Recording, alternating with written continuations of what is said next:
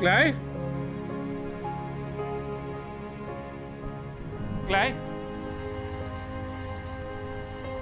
Nag-text ka ba na pupunta ka ngayon? Hindi po. Napadaan lang ako. Nasa area kasi ako eh. Okay, gipit ka ba ngayon? Kailangan mo ba ng pera? Hindi po. Yun lang po ba yung tingin niyo sa akin?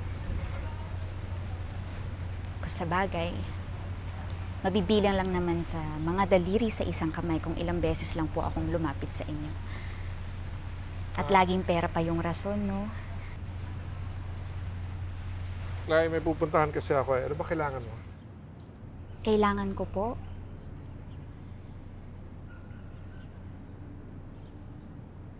Kailangan ko pong sabihin sa inyo na hindi kita kailangan. Ano? Sorry po. Ang totoo po niyan, may iba talaga akong pinractice na speech papunta dito. Ang totoo po niyan, sinadya ko talaga kayo. Pero, di bali na. Ang gusto ko pong sabihin sa inyo, bukod sa bariyang kailangan ko pang ilimos sa inyo, kinaya ko. Clay, Hindi kita kailangan.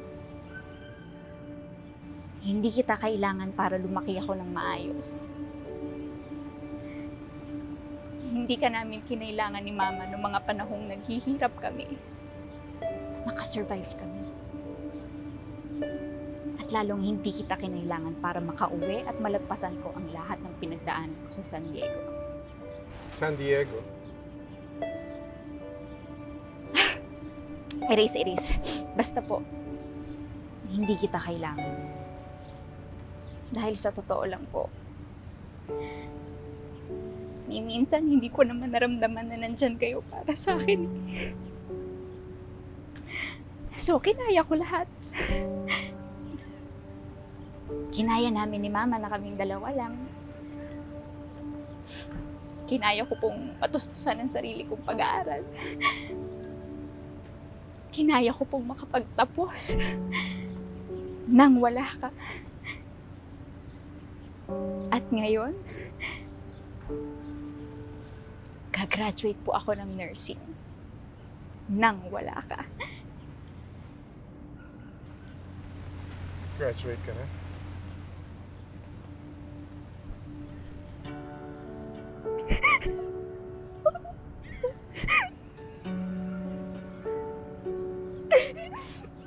Naiinis ako! Naiinis ako kasi galit ako sa'yo eh. Galit na galit ako sa'yo. Hindi kita dapat kailangan. Pero pa gusto ko pa rin maging proud ka sa akin. Na itong pagkakamali na sinasabi mong nangyari sa buhay mo, kinaya ang lahat.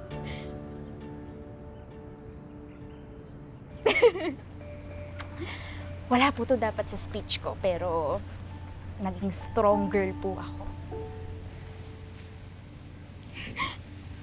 Pero sa totoo lang po, ang hirap-hirap mabuhay ng ganito. Ang hirap-hirap mabuhay na galit ako sa inyo.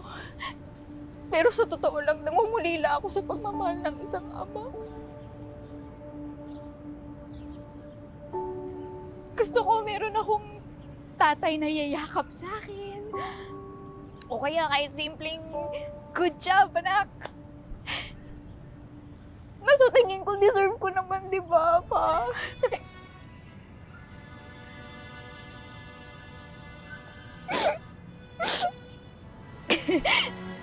Umaasa pa rin po ako na may magbabago pa sa atin.